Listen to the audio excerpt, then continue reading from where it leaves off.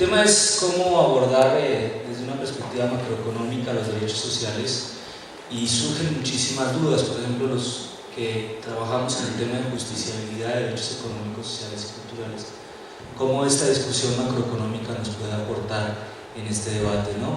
Especialmente sobre el tema de la dificultad que tiene muchas veces documentar casos concretos. Por ejemplo, en el estado de Guerrero, algún caso que ustedes conocen, que es el caso de Mininuma, en Mitlatono, donde está la población indígena más pobre de México, donde se presentó un recurso de amparo para garantizar el derecho a la salud de esta comunidad indígena. Este documento va a aportar muchos elementos para eso. Bueno, voy a darle la palabra a Lourdes Colinas, quien se encuentra aquí. Bienvenida, Lourdes.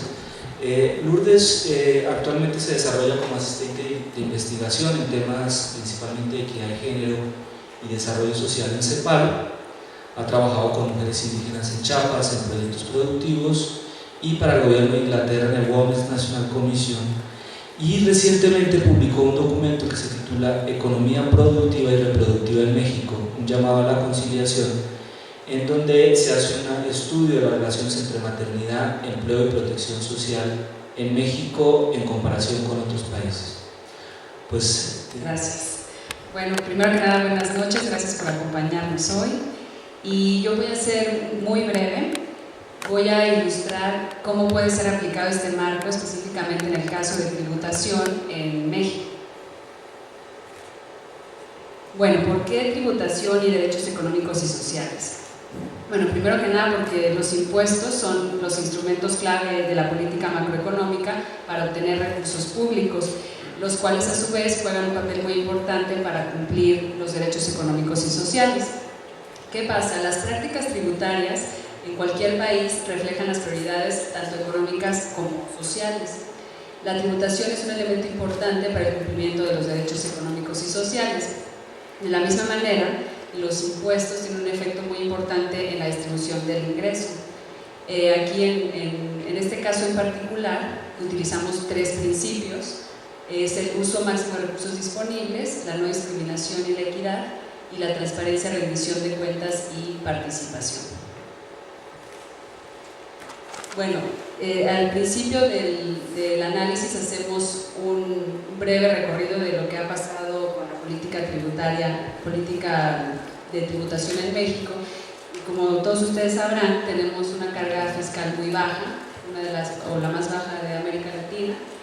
También nos dimos cuenta que el esquema legal proporciona grandes oportunidades para la evasión fiscal. Existe una serie de tratamientos especiales y excepciones en la ley de tributación. La administración tributaria sigue siendo muy compleja y nuestros ingresos, a la vez de que son muy bajos, dependen en una proporción muy alta de los ingresos petroleros. Y particularmente no se puede ver una vinculación clara y transparente entre la contribución que dan los ciudadanos y la prestación de servicios públicos, que eso ha sido en muchos países un tema muy importante, que sobre todo en el área de comunicación han tratado de que la ciudadanía sepa para qué sirven los impuestos, por qué es importante pagarlos. Este es un ejemplo del primer principio que les mencionaba, de uso máximo de recursos disponibles, y aquí analizamos cómo está la carga tributaria en México. Pueden ver, comparado con los países de la OCDE, con Sudamérica, incluso con Centroamérica y en su conjunto Latinoamérica, la proporción más baja en comparación con los demás países. También en esta parte nos dedicamos a analizar cómo está compuesta la carga tributaria, qué parte de los impuestos son directos, cuáles son indirectos, de dónde viene, qué proporción se recauda de los ingresos y cuáles de impuestos como el IVA, por ejemplo, ¿no? Algunas de las preguntas que nosotros nos planteamos para hacer este análisis es pensar y analizar quién paga los impuestos, cómo pagan los impuestos. Esos impuestos son progresivos, son regresivos. Entonces, como decía Jorge, nos vamos a la evidencia que ya existe, a estudios, por ejemplo, como los realizados en el CIDE o en distintas instituciones académicas que ya tienen trabajos sobre la regresión de ciertos impuestos o la progresividad de algunos otros. Entonces nosotros nos dedicamos a juntar esa evidencia y tratar de contestar esas preguntas. ¿Existen suficientes recursos para cumplir los derechos económicos y sociales en México? ¿Existe discriminación en los mecanismos de aplicación y también de recaudación de impuestos? También nos preguntamos si son transparentes las leyes de tributación, y también en la parte de participación nos preguntamos si realmente existe un espacio para la participación ciudadana. Este es un ejemplo del impuesto predial. Aquí lo analizamos en la parte de uso máximo de recursos disponibles, donde vemos que existen algunos impuestos que recaudan cantidades muy bajas y que están organizados de una manera no eficiente, como por ejemplo el impuesto predial.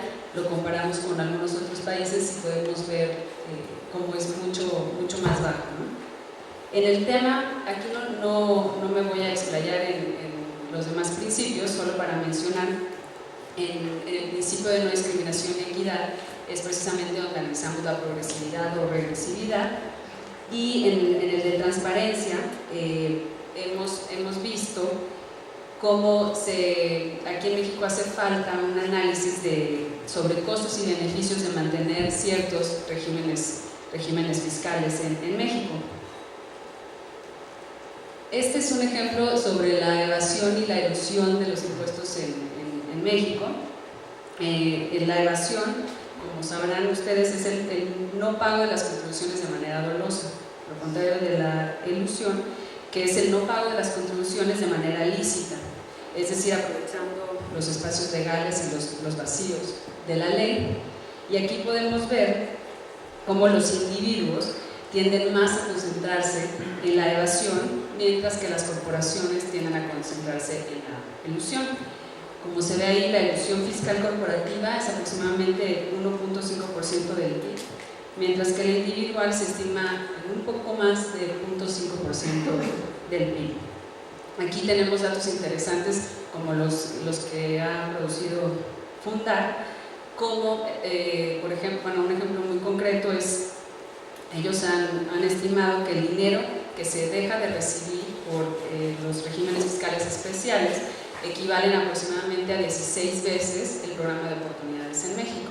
Entonces, ese tipo de ejemplos los utilizamos para probar si existe una violación o no de las obligaciones de conducta en los impuestos. Eso es todo. Gracias.